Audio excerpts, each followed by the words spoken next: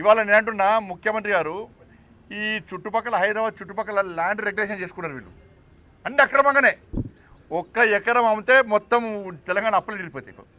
నువ్వు నువ్వు మీరు కానీ మీ కాంగ్రెస్ పార్టీ వాళ్ళు ఒక టీం ఏర్పడి మంత్రులు ఒక 2-3 మంత్రులు ఒక టీం ఏర్పడి హైదరాబాద్ కాస్ట్లీ ల్యాండ్స్ అన్నీ అక్రమంగా రెగ్యులేషన్ చేసుకుని చూసిర్రా. దానిలోకి వెళ్ళి 1/2 ఎకరం అమ్మినా పైసలు వెళ్ళిపోతాయి ఆర్టీసీ కార్మికులకు. 1/2 ఎకరం ఢిల్లీకి పైసలు పంపడానికేమో అమ్ముతావు, పైసలు అమ్ముతారు మీ మంత్రి పదవులు ముఖ్యమంత్రి పదవి కాపాడుకోవడం కోసం. కానీ ఆర్టీసీ కార్మికులకు సమ్మె చేస్తే మాత్రం ఆత్మహత్య చేసుకుంటే మాత్రం కనికరం మానవత్వం లేకుండా కనికరించకుండా వాళ్ళు ఉసురు పోసుకుంటావు. నువ్వు ఎంతమంది బలైతే ఇలా బీఆర్ఎస్ పార్టీ దరిద్ర ప్రభుత్వము ఎంతమంది బలి తీసుకున్నది. ఇప్పుడు కూడా మీ జీతాలు కట్ చేస్తాం, ఉద్యోగం తొలగిస్తాం. డ్రైవర్లను పెట్టారు. నా కర్మల్ యాక్సిడెంట్ అయింది, వాళ్ళకి లైసెన్సులు లేవు, వాళ్ళకు శిక్షణ లేదు, నడుపుతున్నారు, యాక్సిడెంట్లు అవుతున్నాయి.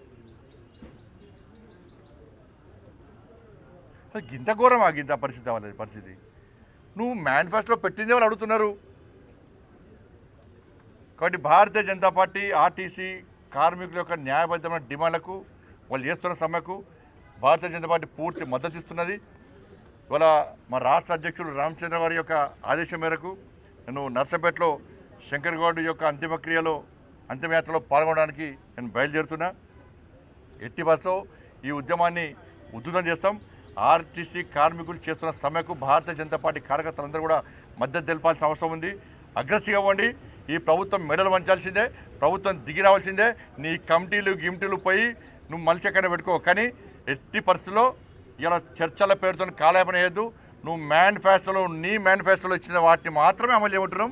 వేరే కోరికలు వేరే డిమాండ్ అవసరం. 32 డిమాండ్లు 20 అన్ని పక్క పెట్టు, నువ్వు ఇచ్చింది అయ్యాయి.